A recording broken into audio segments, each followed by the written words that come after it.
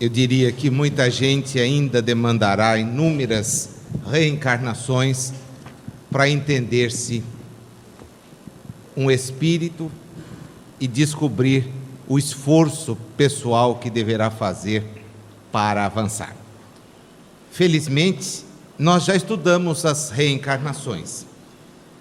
E a partir de hoje, vamos ao capítulo de número 6, da parte segunda, a grande parte que nos fala sobre o mundo espírita, ou o mundo dos espíritos, o mundo pré-existente, o mundo real, o mundo verdadeiro, aquele a partir do qual os nossos espíritos têm a oportunidade de migrar, seja para planetas como a Terra, onde nos encontramos presentemente, e talvez por um número razoável de experiências reencarnatórias, seja para mundos a Terra similares, seja mesmo para mundos além da estrutura que está exposta em relação ao nosso planeta, seja para mundos aquém do estágio que comporta os espíritos que estão na Terra. Numa página muito interessante, denominada Além da Terra, porque nós começaremos a estudar hoje a questão ligada aos espíritos errantes. Queremos percorrer da questão de número 223 a 233 do Livro dos Espíritos. Neio Lúcio, através de Chico Xavier, no livro chamado Irmãos Unidos, do Grupo Espírita Emanuel, editora, nos dá uma página muito interessante. Ele começa nos dizendo que a transposição de plano para a nossa mente é muito morosa. Sair da Terra e voltar à realidade de onde somos procedentes, assim como sair dela e aqui recomeçar, veja o tempo que demandamos para tomar contato com aquilo que nos cerca, é algo extremamente moroso. Diz ele ainda: além da carne, não há libertação para quem não se liberta. E aí, numa sequência de frases, ele vai nos chamar a atenção para algumas coisas que a doutrina tanto insiste, mas que, infelizmente, sem um estudo mais sério, mais profundo, sem uma prática constante, vai ficando distante. É algo que vai ficar para outra oportunidade. Felizmente, talvez a tenhamos. Eu digo talvez, porque vai depender de nós, os espíritas, a divulgação cada vez mais séria, sólida, fundamentada do que é a doutrina. O trabalho, diz-nos ele, é desconhecido para quem não trabalha. A união espiritual é uma luz somente para aquele que ainda na carne a procura. No círculo físico, as possibilidades de iniciar ou reiniciar são imensas. Aqui, porém, pelo menos nas atividades vizinhas da crosta planetária, a lembrança, a memória e a ligação mental impõem prosseguimento. Impõem prosseguimento. E aí então ele bate a nos chamar a atenção. Tudo aqui é sono ou semi-inconsciência para quem não despertou para o trabalho ativo na matéria densa. Desagrado para quem somente tratou de agradar-se no campo emocional menos construtivo.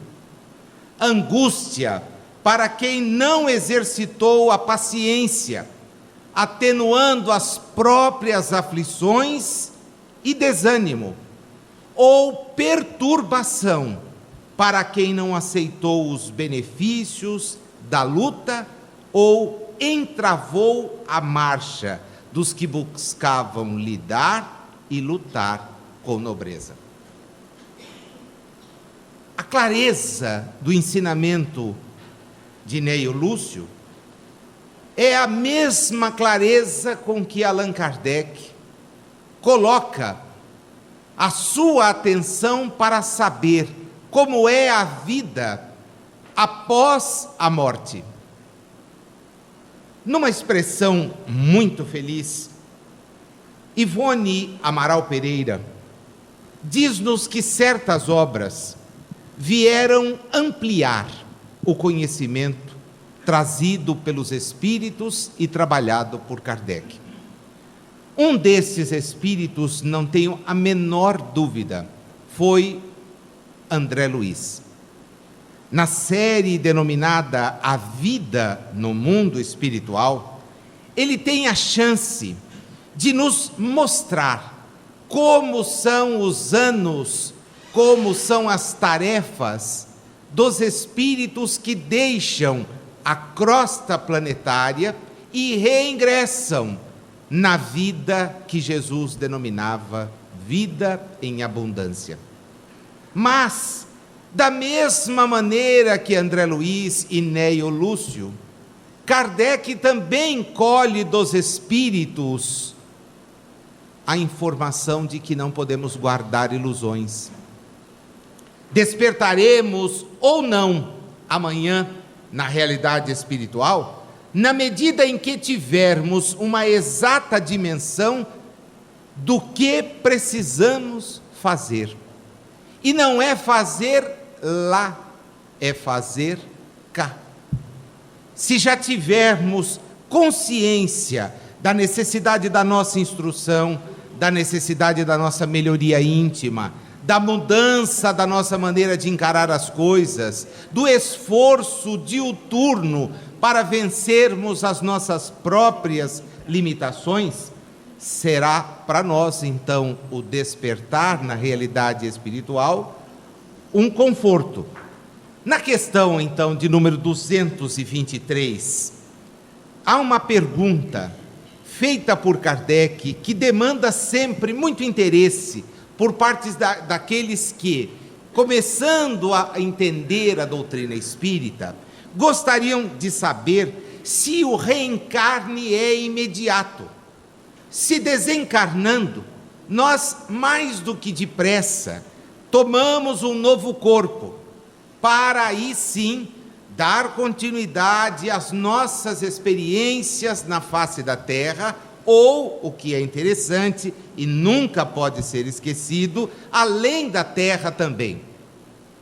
Porque existem planetas, as mancheias similares aos nossos, como existem planetas acima e abaixo do nosso, do ponto de vista evolutivo. É automático a resposta que os espíritos dão a esta e à questão subsequente, que é a de número 224, nos faz efetivamente parar e pensar. Isto porque insistem eles em dizer que, de ordinário, como regra, a reencarnação se processa em períodos mais ou menos longos. Mais ou menos longos. Vão mesmo afirmar que, às vezes, esta reencarnação vai demandar milhares de anos, a depender das condições que o espírito ostentar. E nós certamente entenderemos que aqueles espíritos evoluídos, já conformes com as leis divinas, que não apenas as conhecem, mas as praticam, tais espíritos, evidentemente, terão condições de retardar ao máximo a sua volta à Terra. Poderão, na realidade espiritual, instruir-nos quando lá estivermos, orientar-nos acerca da realidade ampla, dar-nos informações que agora a doutrina espírita traz, mas são 150 e poucos anos de doutrina espírita. O tempo é curto quando nós sabemos que as reencarnações podem se dar em períodos de anos muito maiores do que estes. E vários dos espíritos devolvidos à realidade maior nos últimos anos, particularmente, talvez nem tenham tomado contato com a doutrina espírita. E o que mais me preocupa e entristece é que talvez tenham até tomado contato, mas não com a clareza que a doutrina espírita detém, com informações equivocadas, informações que não são conformes a esse ensino que é lúcido. Logo, o espírito pode demandar pouco tempo, e nós falamos aqui de um caso retratado no filme, em que o espírito, no intervalo de poucos anos, estava de volta. Nas pesquisas de Ian Stevenson, do professor Hernani Guimarães Andrade, do professor Rabindra Banerjee, desenvolvidas na Índia, na América e no Brasil, teremos o relato de espíritos cuja volta à experiência reencarnatória não ultrapassa o número de 2, 3, às vezes 4 anos. Daí porque, ao reingressarem, muitas vezes no período infantil, dão informações sobre de onde vieram, onde estavam na última encarnação. Falam mesmo das condições que tinham nesta existência. E, se levados a estes lugares, são capazes de oferecer detalhes, de dar demonstrações que levaram estes 3 pesquisadores, particularmente, a afirmar: a reencarnação está provada. Eles dizem, do ponto de vista que a ciência nos exige, talvez não. Mas há evidências suficientes para que os cientistas prolonguem os seus estudos, avancem, porque estamos diante de uma lei natural. E uma lei natural demanda o quê? A sua análise, o seu estudo, o seu aprofundamento. Mas tamanha é a ignorância sob o ponto de vista da realidade espiritual, confundida mesmo com informações sem sentido, que as pessoas que poderiam aprofundar os seus ensinos, os seus estudos, não fazem. O tempo há de nos mostrar que esta situação será revertida. Nós já nos debruçamos sobre isso. Ainda no contexto destas questões, a 223 e 224, nós podemos encontrar em o Evangelho segundo o Espiritismo, particularmente no capítulo de número 3, o item 9, as informações que nos dão conta de que quanto mais elevada for a situação do espírito, ao retornar à realidade espiritual, melhor será a sua adaptação e diferente será o lugar onde ele permanecerá. Kardec denomina a erraticidade esta vida que o espírito tem na realidade mais ampla.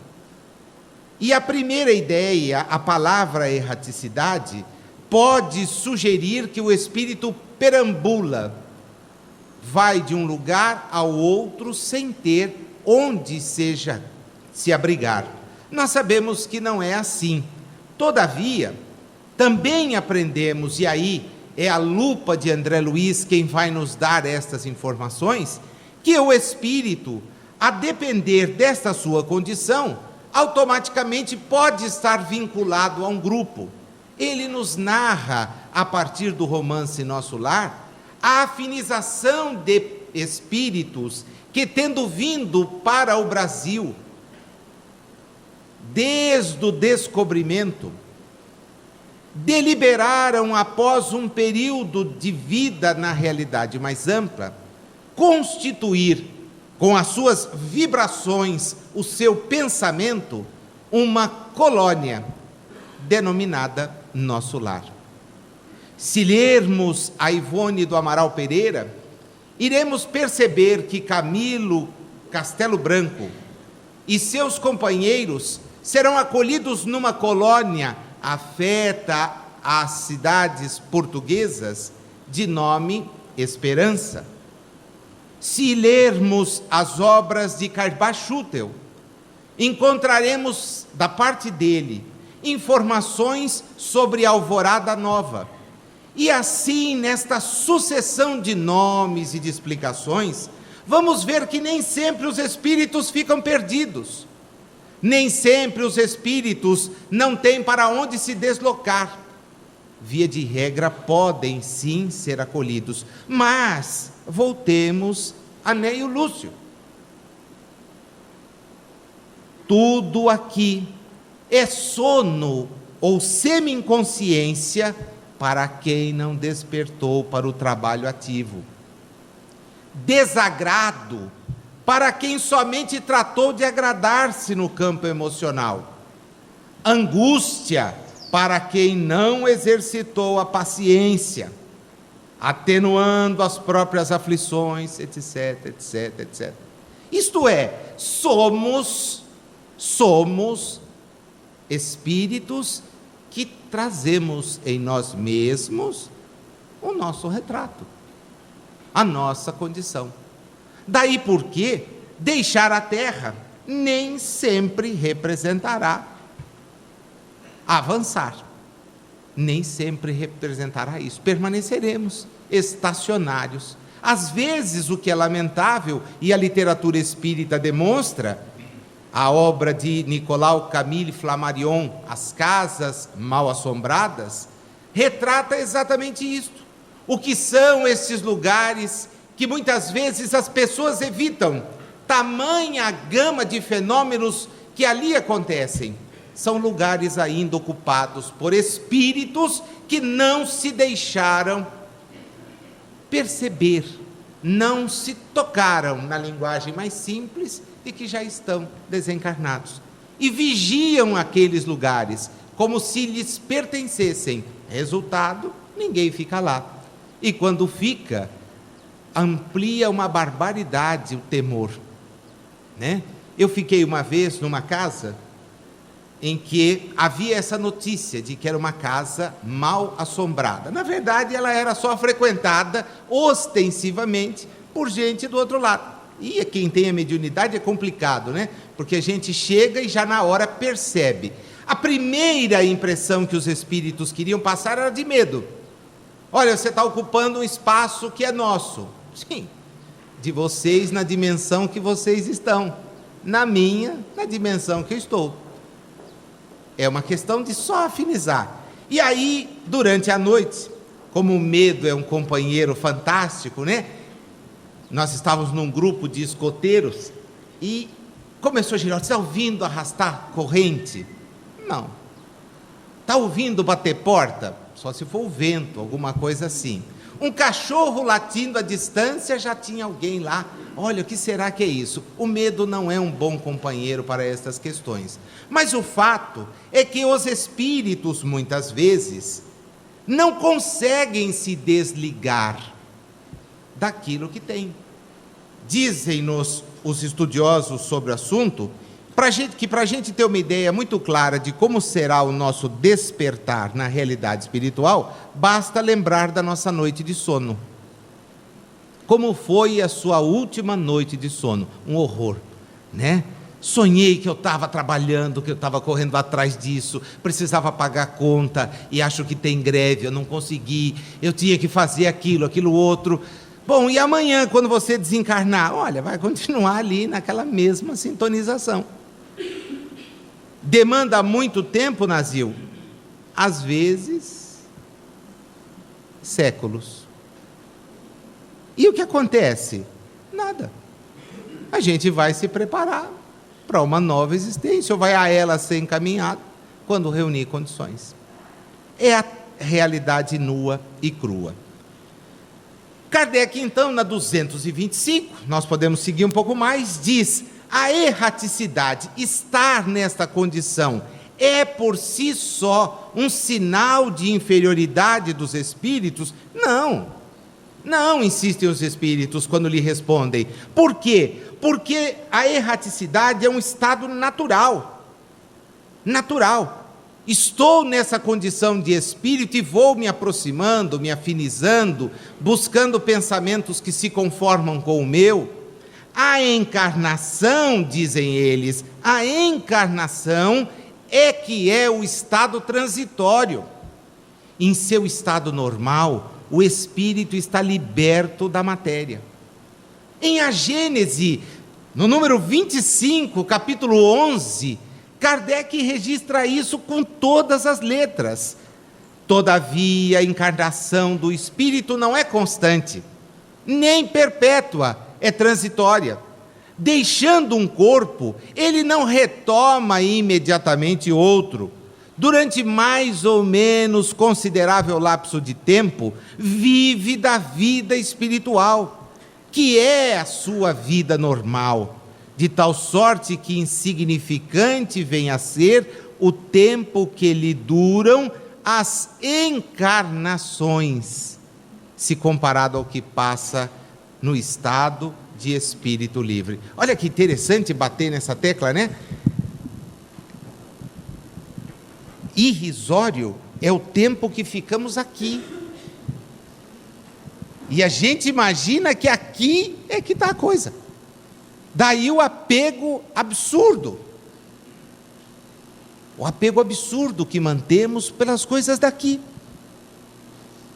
Quando aqui é apenas uma passagem, que pode durar 80 anos, 90 anos, mas que, no que diz respeito à vida do espírito, é extremamente pequeno. Poxa, você não sabe que são 70 anos nas costas. Na presente encarnação, não sei. Não estou tão longe, mas não sei, né? O que sei é que são anos que nos são dados à disposição, estão postos à nossa disposição, para quê?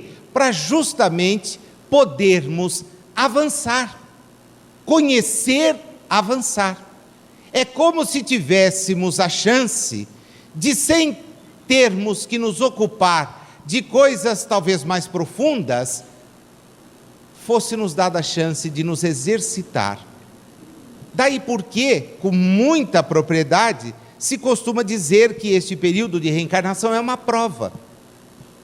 É como se nós tivéssemos cursado as matérias na realidade mais ampla, tivéssemos sabido dos nossos defeitos, daquilo que precisamos corrigir, dos pontos que temos que atentar, e aí pedíssemos, com a bênção do esquecimento, eu quero voltar. E gostaria de enfrentar aqueles problemas em relação aos quais eu não tive êxito.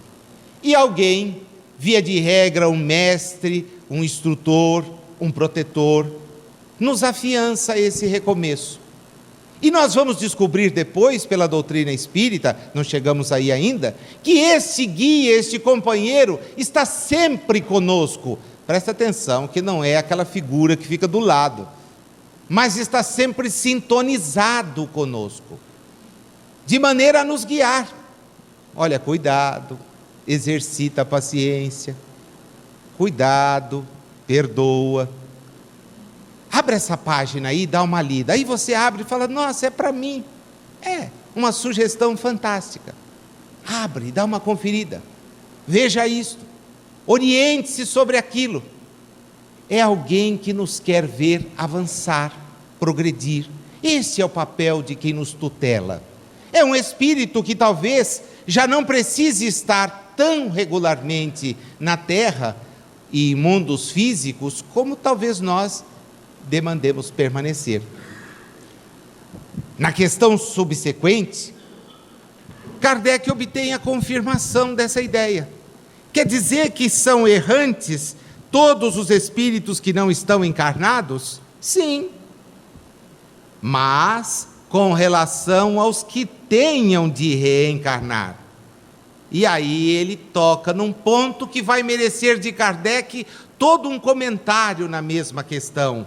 Não são errantes os espíritos que já chegaram à perfeição, porque estes não precisam das experiências reencarnatórias, já fizeram a sua própria evolução.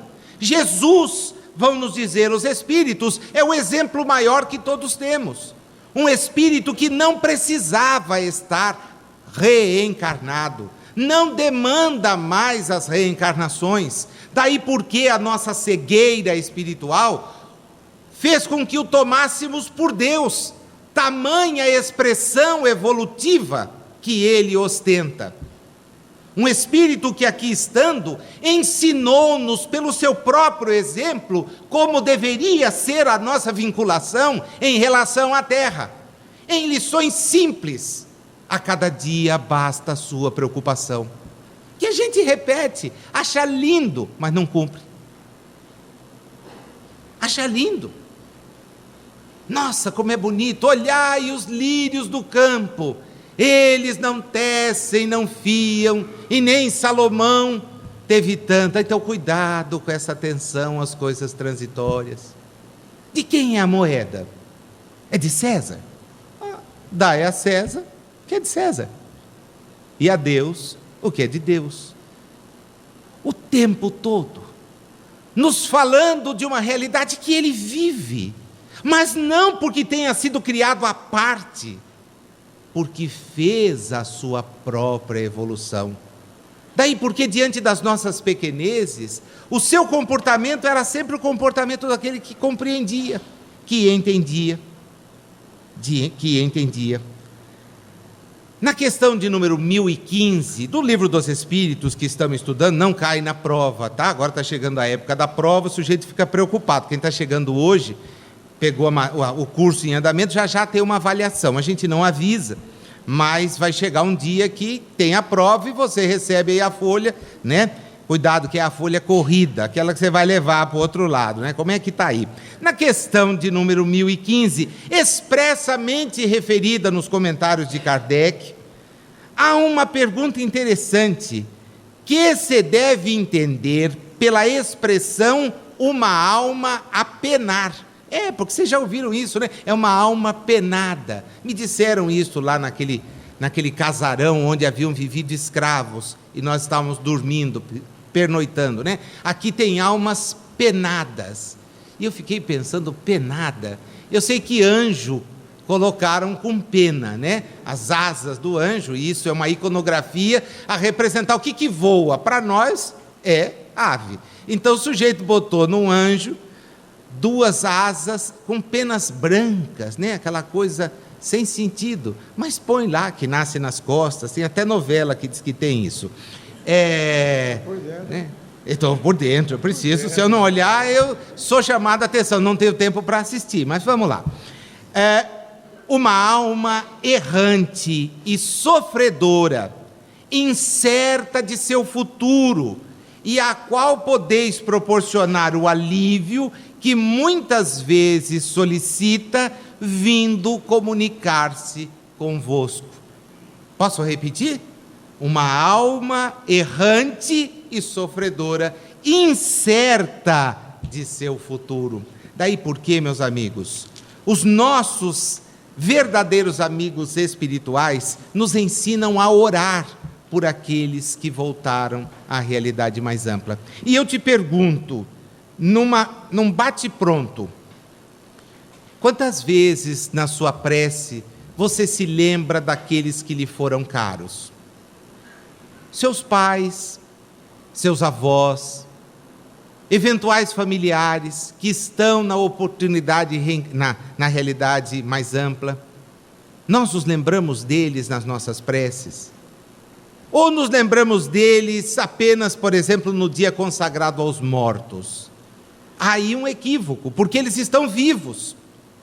E se estão vivos, demandam esse contato. Não podemos ter receio. Tem gente que já me disse, aqui no centro, mas pode rezar para morto? Pode parecer incrível, mas o cara pergunta isso aqui. Aí eu pergunto, quem é o morto? Você? Né? Porque essa é a primeira coisa, mortos estamos nós. Os espíritos estão vivos, e aí então, de novo, vamos tocar no assunto. O que mais nos apraz em relação àqueles que queremos bem? Por exemplo, receber um telefonema. Vocês gostam de receber? Ou quando alguém que liga da família, vocês já pedem para dizer, diz que eu não estou, saí agora. Bom, se é assim, esquece, nem precisa se preocupar, né? Mas se de repente você gosta de receber uma carta, gosta de receber uma ligação, gosta de encontrar e conversar um pouco. Eu sei que tem família que não se reúne, porque a conversa sempre descamba para outro departamento, né? E é uma discussão danada, então é melhor nem se reunir. Mas vamos falar do normal. A gente não se sente bem? Puxa, encontrei fulano, me deu notícias. Imagina o quanto nossos pais, para aqueles que os têm na realidade mais ampla, apreciariam ouvir que nós lhes endereçamos uma prece. Adorariam saber que nós deles nos lembramos pelos exemplos positivos que nos deram, não pelas críticas que lhes endereçamos, porque saibamos nós, estejamos conscientes que as críticas que fazemos são por eles captadas e percebidas. A nossa ingratidão, a nossa falta de misericórdia, de compreensão. Você não teve o pai que eu tive, e você sabe as condições que ele teve para chegar até ali? Meu pai era severo, e ele foi criado de maneira diferente? Sejamos pais amorosos, que nossos filhos amorosos serão. Sejamos pais exemplares, que nossos filhos exemplares deverão ser, porque têm o exemplo. Então esses nossos antepassados esperam uma prece. Uma prece. Nazil, e que jeito que é a prece? Bom, isso fica para outro dia, né? Mas se eu disser para ele um Pai Nosso, uma Ave Maria, tá bom? Olha, tá, se for na esquina de lá, né? Na quadra de lá, tá legal? Tudo bem, lá é isso aí. Na de cá um pouco menos, mas não, uma lembrança. Puxa, pai, estou revendo essas coisas aqui, que saudade de você. Como você foi importante para mim. Receba o meu abraço, e não vai ser muito difícil vê-lo pendurado no seu pescoço, abraçando. É uma sensação hiper, super feliz, e demanda tão pouco. Uma prece, esse contato, essa solidariedade entre os mundos, porque Kardec e os espíritos nos querem ensinar que o mundo é uma coisa única. A realidade espiritual e a realidade material estão em campos vibracionais diferentes, apenas. Estão aqui conosco sintonizados todos os nossos amigos espirituais, e nós devemos buscar tê-los num número imenso. Imenso. Imenso. Na questão de número 227, o que fazem os espíritos na erraticidade? Eles se instruem e olha a resposta. Estudam o seu passado e procuram meios de elevar-se. Veem observam o que ocorre nos lugares aonde vão, ouvem os discursos dos homens esclarecidos e os conselhos dos espíritos mais elevados, e tudo isso lhes incute ideias que antes não tinham. André Luiz nos dá esse relato, Camilo nos dá esse relato, um em Nosso Lar e nas obras subsequentes, o outro em Memórias do Suicida. Quando vamos entender o que eles aprendem, vão conhecer algo que para nós já é real.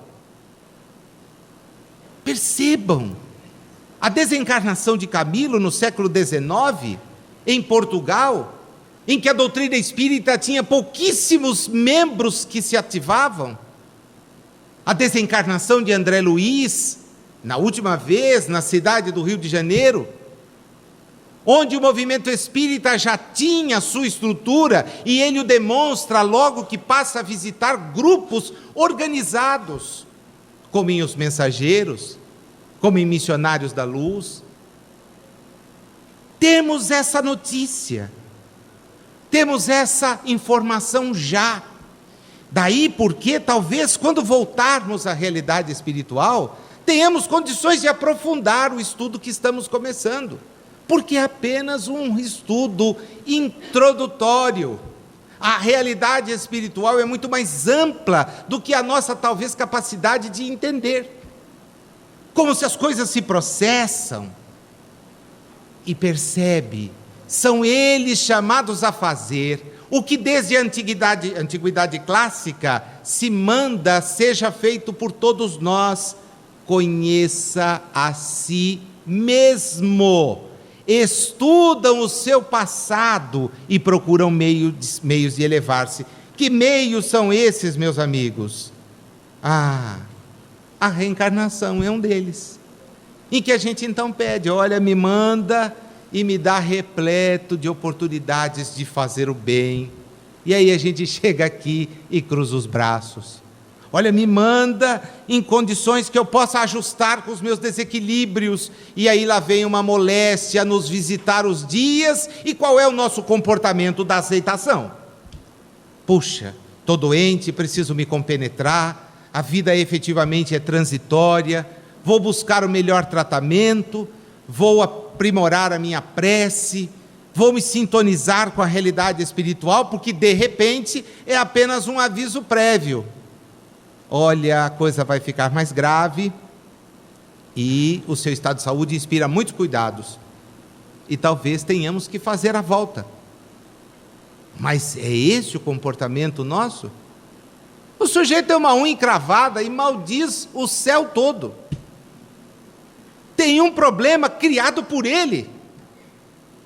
A maneira como se porta, como se alimenta, o sedentarismo em que transforma os seus dias, e vem os problemas físicos, e está aí a criatura lastimando e blasfemando. Agora, tudo bem, enquanto estamos caminhando, nos atentamos para valores espirituais. Não sejamos hipócritas, né? A gente só atenta para as coisas espirituais quando o navio balança, a nave chacoalha. Aí a gente lembra: nossa, Deus, passei a existência inteira sem me lembrar dele, mas agora, Senhor, que está aí esse enrosco, o Senhor não esqueça de mim aqui, né? Olha, participei disso, fiz aquilo. Vejamos como é necessário progredir, este conhecer-se para poder avançar. Adiante, no próprio Livro dos Espíritos, na questão de número 264, sabemos que uma das opções que o espírito exerce é de escolher as novas experiências com as limitações e as dificuldades que precisará para avançar. E na Revista Espírita, no mês de março de 1859, há uma conversa familiar em que o espírito Paul Gaimard comparece a uma sessão lá na Sociedade Espírita. Ele esteve lá em agosto de 1800... confundi as coisas. Paul Gerhardt aparece na Revista Espírita, uma outra questão é essa que está de agosto de 1863, é o Céu e o Inferno. Eu vou voltar ao Paul Gerhardt, em que ele tem a chance de dizer que o tempo que está à sua disposição na realidade espiritual, dele se vale para refletir, para sintonizar-se, para conhecer-se mais aprofundadamente e assim buscar crescer. Conservam os espíritos algumas das paixões humanas? Quer saber Kardec na 228. Ao perderem o evoltório, os espíritos elevados,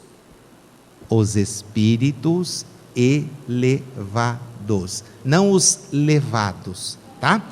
Deixam as paixões más e só guardam a do bem. Agora, Nazil. Mas os espíritos inferiores as conservam, pois do contrário pertenceriam à primeira ordem.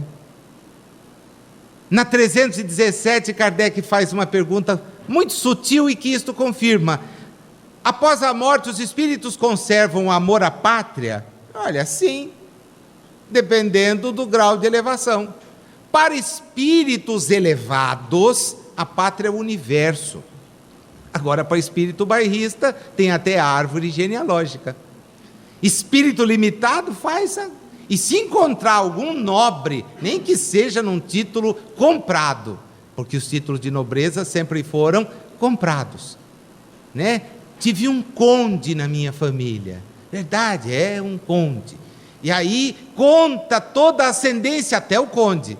E antes do conde, que era um sapateiro, essa não é parte da minha família, é uma parte obscura, né? Então o sujeito vai, naquele orgulho, buscar até essa raiz elevada. Nossa, esquecido de que, segundo a doutrina espírita, corpo gera corpo, mas espírito não gera espírito. Então o conde, talvez hoje seja você mesmo reencarnado, e pediu para vir como pedreiro. Mas era um conde, sim, e meteu pés pelas mãos. O espírito pede as coisas diferentes. Pede as coisas diferentes. Na 363, tem os espíritos paixões e que não partilha a humanidade? Não, as mesmas paixões. Do contrário, dizem eles, nós teríamos contado para vocês. Na 485, é exclusivamente moral a afeição que os espíritos votam a certas pessoas? A verdadeira afeição não é carnal.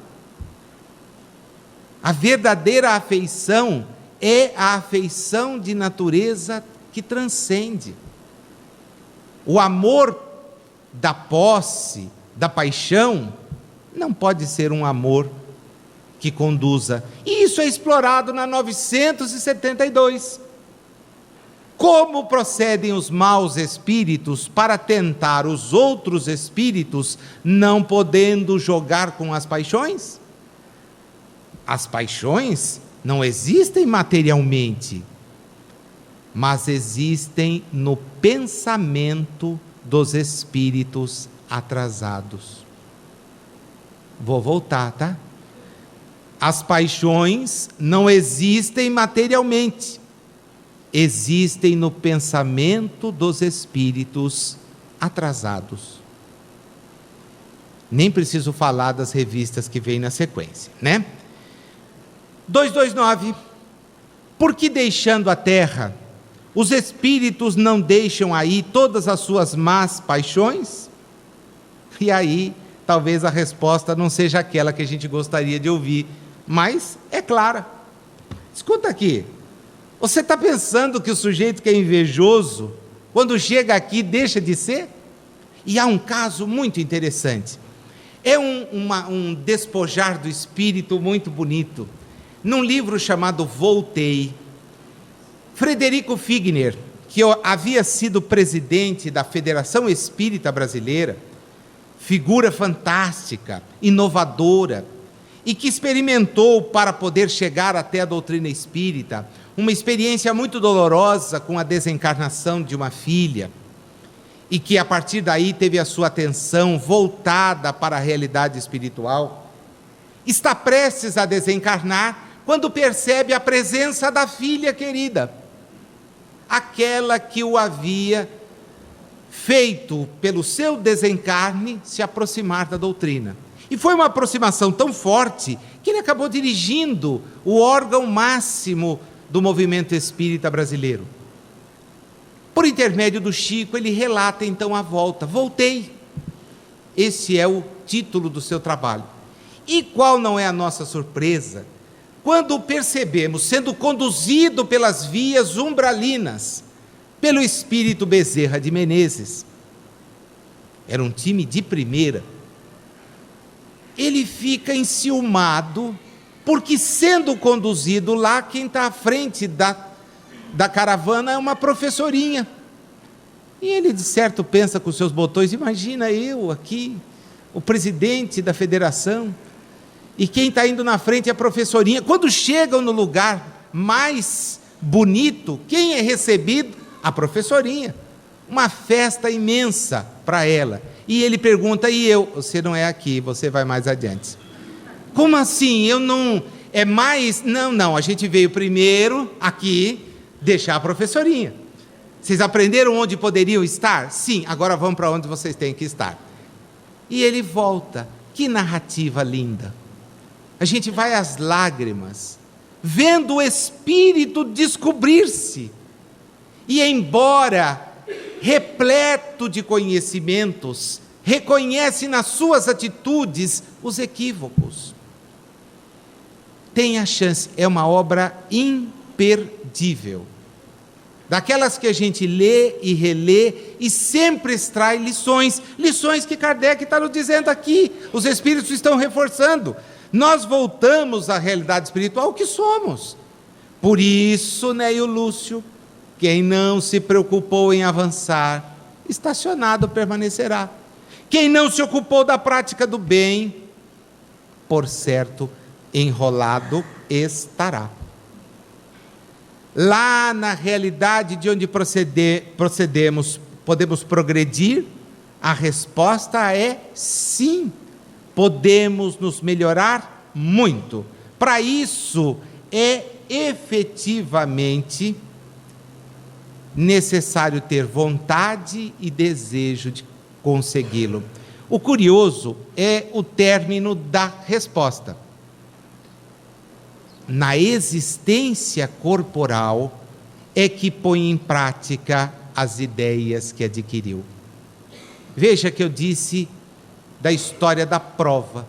A gente então se municia de informações, recolhe e vem para cá. Vem para testar. Se até a nossa última existência, meus amigos, esse era um curso feito na realidade espiritual, de 1857 para cá, os espíritos, orientados pela providência divina, resolveram fazer o curso na terra mesmo. E nos deram a doutrina espírita. Já não é mais necessário desencarnar para saber aquilo que ocorre nesse longo processo. Todavia, eu me lembro de Jesus, quando nos advertia de que as informações dadas serão cobradas. Os informes reunidos terão que ser aplicados. Ser espírita representa, pois, isto. Ter informações a nos nortear, porque ao chegarmos, não será novidade. Será que algum espírito vai ter que nos explicar que nós estamos desencarnados? Espero que não. Espero que não. Escuta, porque você não levantou ainda. Não, mas o que aconteceu comigo? O que acontece? Você já não sabia disso? Ah, mas isso quer desencarnar? É, voltar para cá. Puxa, e tem bandinha me esperando? Não, tem a bandinha de lá, você está vendo aquele time ali? Nossa, aquela gente toda eu prejudiquei, então estão te esperando. Para quê? Ué, você não era assim o praticante, está na hora de prestar conta. A sua consciência, a sua maneira de ser, estão aqui retratados.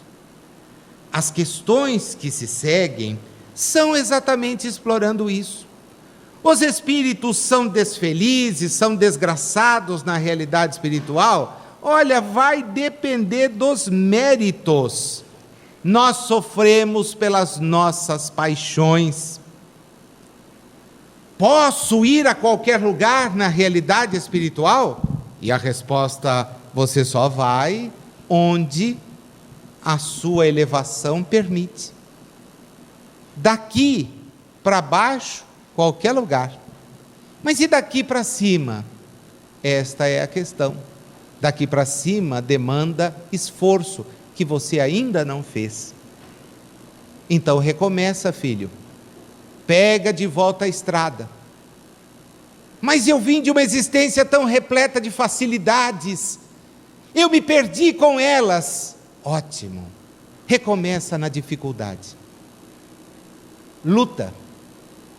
Atente para valores. Não os materiais, os morais. Corrige a tua maneira de encarar o mundo. Se nós iríamos ouvir isto na realidade espiritual, temos a chance de ouvir já. A doutrina espírita é esse curso avançado de informações para o homem, pequeno do ponto de vista espiritual, porque ela também não equaciona tudo, ela não tem essa pretensão de equacionar tudo, mas para o homem, ela é o melhor antídoto para vencermos. E o desafio diário nosso, deixar o mal e praticar o bem. Abandonar práticas, pensamentos que nos conduzem à inércia e adotar aqueles que podem nos fazer ser melhores. O estudo é esse caminho, em que nós vamos aprendendo o que fazer para sermos melhores. Vamos tendo as dicas, de sorte que, ao tornarmos a realidade espiritual, nos mostremos criaturas muito mais maduras, conscientizadas, conscientes do papel que nos compete desempenhar. Apenas quando nos for visível a condição de espíritos superiores, nós teremos a chance de então conhecer qualquer departamento do universo, qualquer situação. E como a gente começa este curso de elevação dando os primeiros passos, vencendo em nós mesmos os nossos próprios defeitos. Mas como eu sei quais são os meus defeitos? Ouça aquilo que as pessoas te criticam. Preste atenção nas observações que fazem em relação ao seu comportamento. Podem estar aí as informações tão preciosas de que o seu espírito carece, porque a partir delas nós poderemos policiar-nos, melhorarmos a nossa maneira de agir e, consequentemente, avançar. Oportunidade igual, talvez não nos seja possível ter. Aproveitemos em intensidade este curso completo, nas 5 obras com as quais o Leopoldo abriu o nosso encontro de hoje. Nós encontramos este curso completo. Ah, mas eu quero fazer uma especialização em doutrina espírita. Compre a revista espírita e a estude. Ah, mas eu quero efetivamente fazer um mestrado em doutrina espírita. Perfeito, promova a leitura e a compreensão. Não, Nazil, eu queria doutorar-me. Ótimo, arregace as mangas, conheça e vá para o trabalho. Porque Jesus nos oferece a chance de trabalhar em favor de nós mesmos e em favor do próximo. aí, quem sabe a gente, numa próxima oportunidade, possa estar aqui, não como habitante permanente, mas como visitante.